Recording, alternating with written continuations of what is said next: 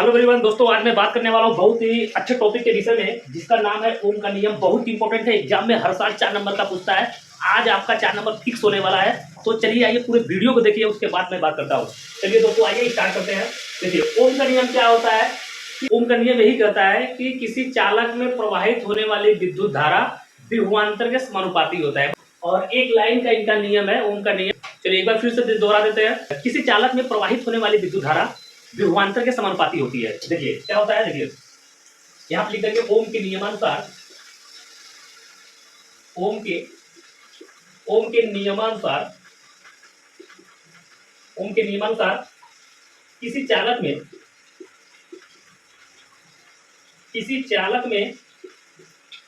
प्रवाहित होने वाली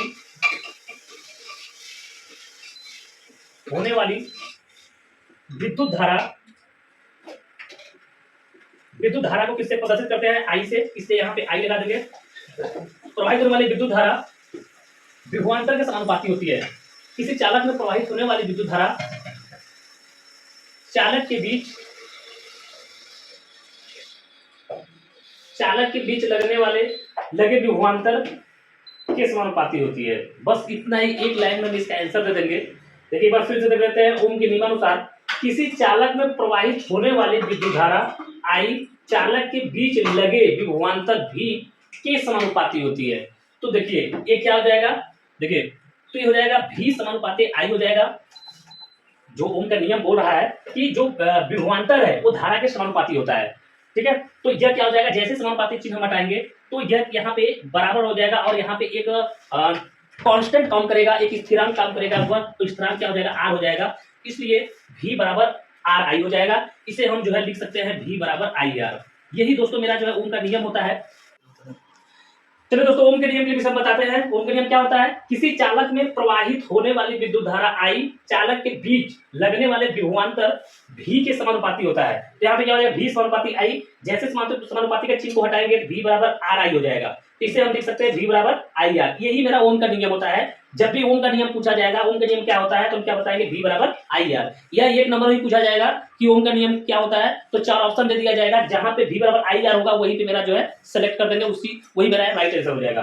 तो यह पूरा जो है 4 नंबर में पूछा जाएगा। लेकिन ऑब्जेक्टिव क्वेश्चन में भी आपको पूछा जाता है कि ओम का नियम क्या होता है, तो ओम का नियम क्या होता है, v बराबर आई आर। अब दोस्तों देखिए यहाँ पे जो R है, जो जैसे यहाँ पे हमारा समानुपाती का चिन्ह हटा, जैसे हटाया वहां पे एक नियतांक लगा हुआ, नियतांक R है। उस नियतांक को हम प्रतिरोध करते हैं और इसका मात्रक क्या होता है, ओम होता है। तो भी को क्या कहते हैं, विभवांतर कहते हैं, जो वोल्ट में नापा जाता है। और जो आई है, आई को विद्युत धारा कहते हैं, इसे एम्पीयर में नापा जाता है। यही दोस्तों मेरा ओम का नियम है। बहुत इंपॉर्टेंट है, हर साल एग्जाम में पूछता है, तो इस बार भी एग्जाम में आने का संभावना है। आप इसे अच्छी तरह से तैयार कर लीजिए। चलिए दोस्तों अब मैं बात करने वाला हूँ श्रेणी क्रम में प्रतिरोधों का संयोजन कैसे होता है, उसके विषय में बात करने वाला हूँ। Combination of resistance in series में कैसे हम रेजिस्टेंस को कॉम्बिनेशन करेंगे, कैसे ज्वाइन करते हैं, तो इसके विषय में मैं बात करने वाला हूँ। तो यहाँ पे देखिए 3 प्रतिरोध है, R1 R2 R3 है। ये श्रेणी क्रम में संयोजित है। अगर सीधा सीधा प्रतिरोध यदि जोड़ा जाएगा तो यह श्रेणी क्रम में माना जाता है। तो इनके बीच जो विभवांतर दिया गया है v वोल्ट है, देख रहे हैं यहाँ पे v वोल्ट का विभवांतर लगा हुआ है। इन प्रतिरोधों के सिरों के बीच जो विभवांतर लगा है v वोल्ट है। और इसमें जो प्रवाहित होने वाली धारा है वो आई जो है सभी में समान प्रवाहित हो रही है। और देखिए पहले प्रतिरोध के बीच जो विभवांतर है v1 है, दूसरे प्रतिरोध के बीच विभवांतर v2 है, तीसरे प्रतिरोध के बीच विभवांतर क्या है, v3 है। तो यह पूरा सर्किल आपको जो है पूरा चित्र में दिखाया गया है अच्छी तरह से। अब इसे मैं हल करके दिखाता हूँ कि श्रेणी क्रम में जो प्रतिरोधों का संयोजन होता है वह क्या होता है। तो चलिए आइए स्टार्ट करते हैं। यहाँ पे लिखेंगे, मान लिया 3 प्रतिरोध,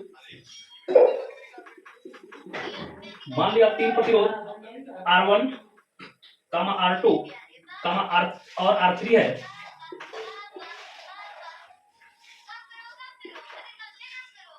जिनके बीच विभवांतर भी है और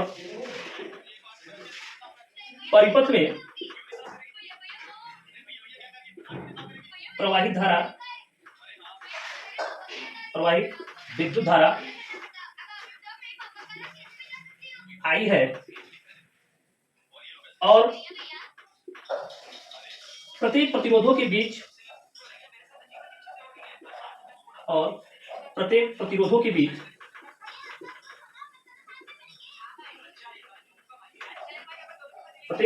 बीच विभवांतर V1, V2 और V3 है, V3 हो तो ओम के नियमानुसार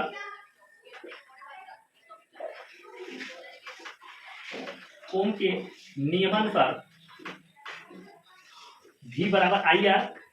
देखिए यहाँ पे जो इस परिपथ में जो चीजें लिखा गया है, जो चीजें इसमें है, वही चीज को हम पहले लिख देते हैं कि मान लिया 3 प्रतिरोध R1, R2 और R3 है, जिनके बीच विभवांतर V वोल्ट लगा हुआ है और परिपथ में प्रवाहित होने वाली धारा क्या है, I है, और प्रत्येक प्रतिरोधों के बीच विभवांतर V1, V2 और V3 है। तो ओम के नियमानुसार ओम का नियम क्या होता है, V बराबर IR होता है। तो यहाँ पे V1 बराबर क्या हो जाएगा, पहले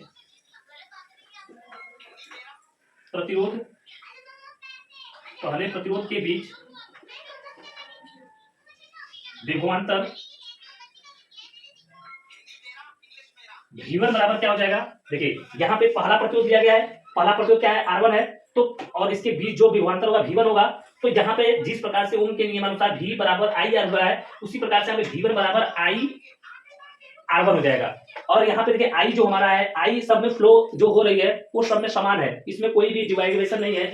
अब देखिए यहाँ पे हमारा क्या होगा, पहले प्रतिरोध के लिए विभवांतर क्या हो जाएगा, V1 बराबर IR1 हो जाएगा। फिर दूसरे प्रतिरोध के लिए विभवांतर क्या हो जाएगा, यहाँ लिख देंगे दूसरे प्रतिरोध के बीच विभवांतर V2 बराबर IR2। इसी प्रकार से तीसरे प्रतिरोध के लिए विभवांतर क्या हो जाएगा, तीसरे प्रतिरोध के लिए विभवांतर V3 बराबर IR3 हो जाएगा।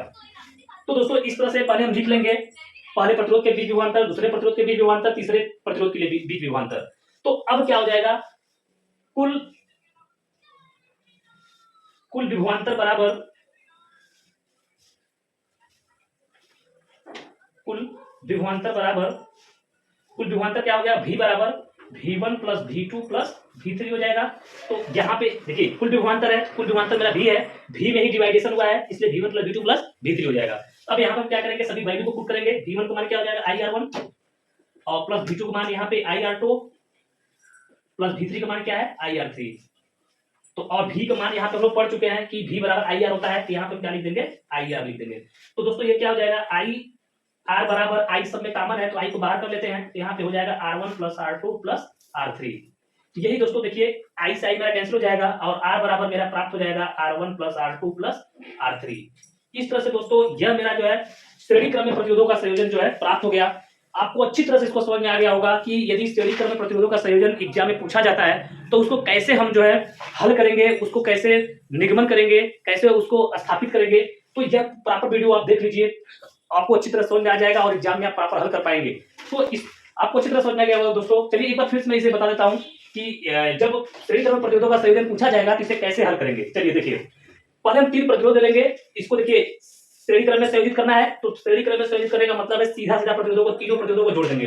3 रेजिस्टेंस लिए यहाँ पे R1, R2, R3, और इसमें जो प्रवाहित धारा होता है I होगा, विद्युत धारा जो प्रवाहित हो रहा है इलेक्ट्रिक करंट ये जो है I होगा, और इसमें प्रवाहित होने वाली जो विद्युत धारा होता है सभी प्रतिरोधों में समान होता है। और जो इनके बीच जो विभवांतर होगा, सभी प्रतिरोधों में अलग अलग विभवांतर प्रवाहित होंगे। R1 के लिए V1 होगा, R2 के लिए V2 होगा और R3 के लिए V3 हो जाएगा। तो अब इसी को हमको लिखना है। मान लिया 3 प्रतिरोध R1, R2 और R3 है, जिनके बीच विभवांतर V वोल्ट है और परिपथ में प्रवाहित विद्युत धारा I है, और प्रत्येक प्रतिरोध के बीच विभवांतर V1, V2 और V3 है। देखिए प्रत्येक प्रतिरोध के R1 के लिए V1 और R2 के लिए V2 और R3 के लिए V3 है। तो ओम के नियमानुसार अभी हम लोग जो है ओम का नियम पढ़े हैं, तो ओम के नियमानुसार V बराबर IR होता है।